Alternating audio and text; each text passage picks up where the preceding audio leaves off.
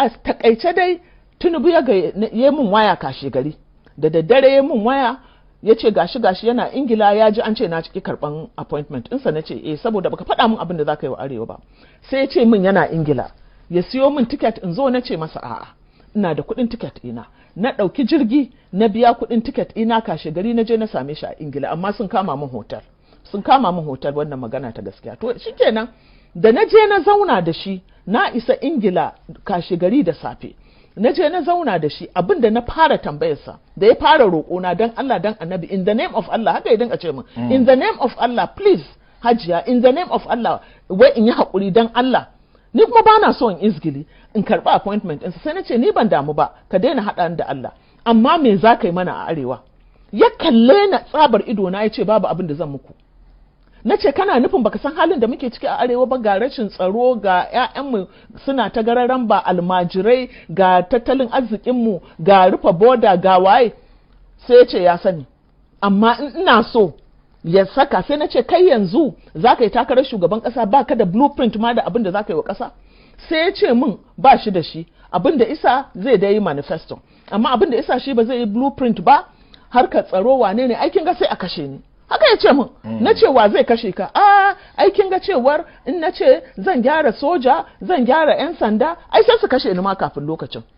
Saboda haka ni in ba na ci zaɓe ba zan yi wani tsari ma ƙasa ba. Haka ya ce min.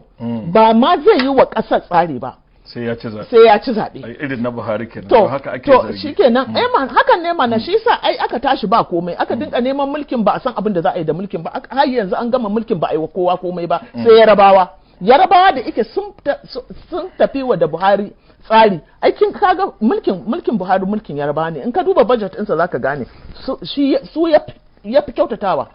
Anyway, bacin wannan zaman ya ci gaba da roƙona. Sai na ce masa to shikenan. Sai muka yarjejeniya da shi akan cewa za mu kawo masa tsarin bukatun Arewa. Na je duka tsakanina da zama da shi da lokacin da na kawo tsarin bai fi kwana 5 ba. Amma da har yau rana irin ta gobe ba a sake yarda na ga Asuwaji ba a karbi wannan tsarin da na kawo ba. Fadawa suka tare. To shi Ibrahim Masari shi ne daman yake iso zuwa gurin Asuwaji. Shi ne sarkin gida kenan. Shi ne sarkin gida. Ai daman shi har an bashi wannan sarautar ma. Na'am. To saboda haka daga baya da naga abin ganin Asuwajin ya gagara sai ne masa waya. Sai na ce to gashi fa tsarin da na kawo na Arewa. Sai ya ce ranke daɗe dan Allah ki yi haƙuri, an wuce wajen. Yan Rufa'i ya zo ya ce Arewa ba ta da buƙatar komai sai state police, saboda haka magana state police aka saka. To ka gani tun daga lokacin sai na ja gefe na tsaya. To ana ta tafi ina ta ganin shirman. To ba zai yiwu sai kai zaɓi tsakanin ƙasarka da kai menene, dan duk wanda ka ga yana tare da Asuwaji yanzu mun zauna a group na manya-manyan mu na 'yan Arewa, mun taba zama da su.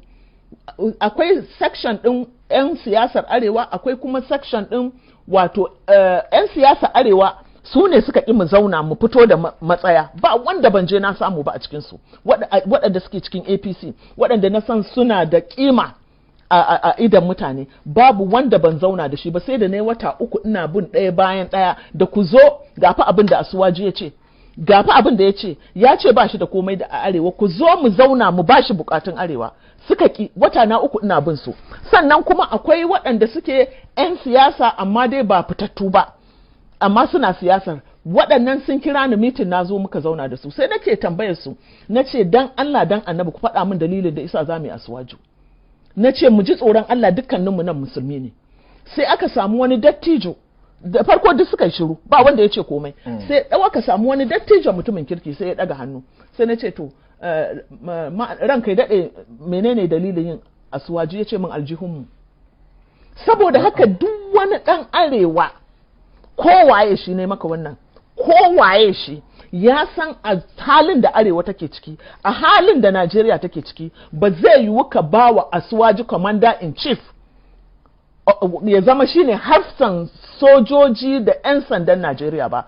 Kwakwalwarsa ba za ta iya ɗauka ba, kowa ya yarda da wannan. Amma saboda kuɗi, wanda duka tambaya zai ce na karɓi kuɗinsa, ko kuma akwai abin da zan samu.